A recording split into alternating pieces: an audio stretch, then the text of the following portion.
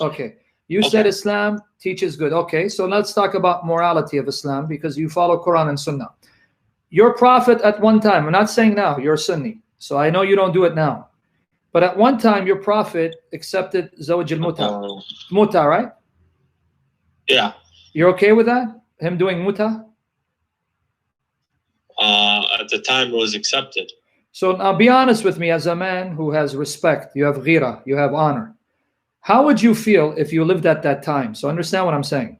How would you feel if you lived at that time and one of the Muslims said, I want to marry your sister for 3 days, and then when I'm done, I'll divorce her and give her money? You honestly would be okay with that?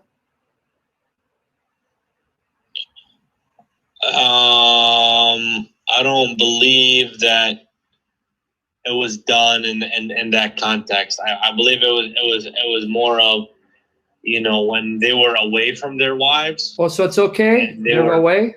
So, okay. A Muslim from California is away from his wife, and you're living in Chicago. And he says, Ya akhi, I'm going to marry your sister for 3 days and give her money when I'm done because my wife is in California. Are you okay with that? Well, at the end of the day, you have to consider it like this. Do you want to have unlawful sexual relations in the eyes of Allah? Or do you actually want to, you know, if the Prophet said something and you know, he's the highest moral authority. So if he permitted something at a certain time under certain circumstances, or it's not for us to really question that.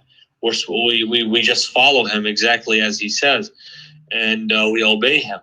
So you really think a God Almighty, who's all powerful, would legalize?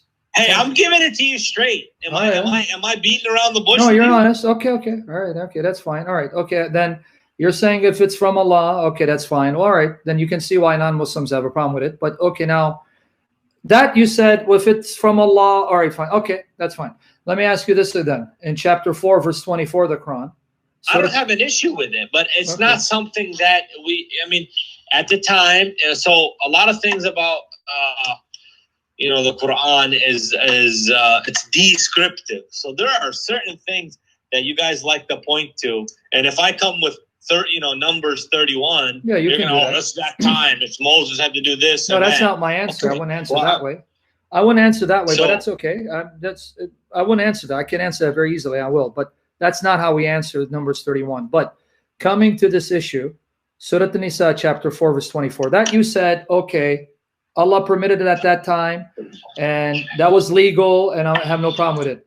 But now the Shia, who say that their hadith still allows muta, it's not been abrogated. Do you then tell them, then you guys are committing zina because you're committing prostitution and trying to excuse it? Would you accuse them of committing zina? Yeah, because it was said that after, so it was allowed for a certain period of time. Like when the Muslims, they went on expeditions and they were away from their wives, they were allowed to do it. But they could do it. They didn't have any wives at that time, and it was a different time and stuff like that. Okay, so the Shia doing it today. They needed to give a mahr, give a gift, give a dowry to marry a woman, and they could enjoy her in a marital way. And you consider that marriage? After some time, the marriage would be dissolved. Okay, brother in humanity. Be honest. Right now, we don't permit that, and the Prophet didn't permit it when when the Muslims returned home and they're living amongst their community, for them to just do it, with each other's daughters and stuff as a form of no. Marriage, of course, is meant to be a long-term thing. Say it again. Marriage is meant to be what? Marriage is meant to be what? I said by and large, it should be a long-term thing. It's meant to be a long-term thing. Okay. Now there are certain circumstances that may warrant that, but the way we have it now, it's not permitted. Okay. Let me just repeat what you said. Marriage is meant to be for a long term. Even though I may marry someone that I want to stay with. Things happen, we get divorced, but my intention wasn't to marry her and divorce her. So you agree, but you're saying because Muhammad, under the orders of your God, because you believe Allah spoke to your prophet, when your prophet said you can marry them short term, and you can tell a woman, look, I'm just going to marry you for 3 days and pay you money. That was legal marriage, even though the intention was to be married for a short term. And you really call that marital? You really call that a marriage? Well, what you got to understand, they were doing Allah's will at the time. Allah's will, okay. So they were out preaching Islam and, assisting in the expansion of Islam.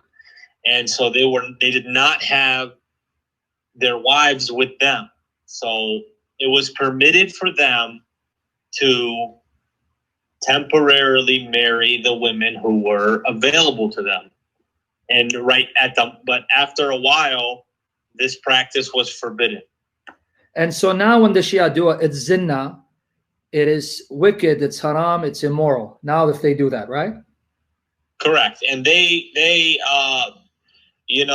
reject our hadith. Yes, right. And they curse a lot of the companions. Yep. And so they have become misguided in a lot of ways, and I can't speak for them. Sure, I put them aside. But I just want to make sure that we get this point. Now, when the Shia do it, it's zinna, it's sexual immorality, it's even adultery. We'd even call it prostitution. But for some reason, when your prophet allowed it to be done, because he allowed it, then it's no longer prostitution, it's no longer adultery, it's no longer sexual morality. So what changed? What changed is the circumstances. Oh, so when Muhammad decides if the circumstances are right, then it's no longer zinna. Okay.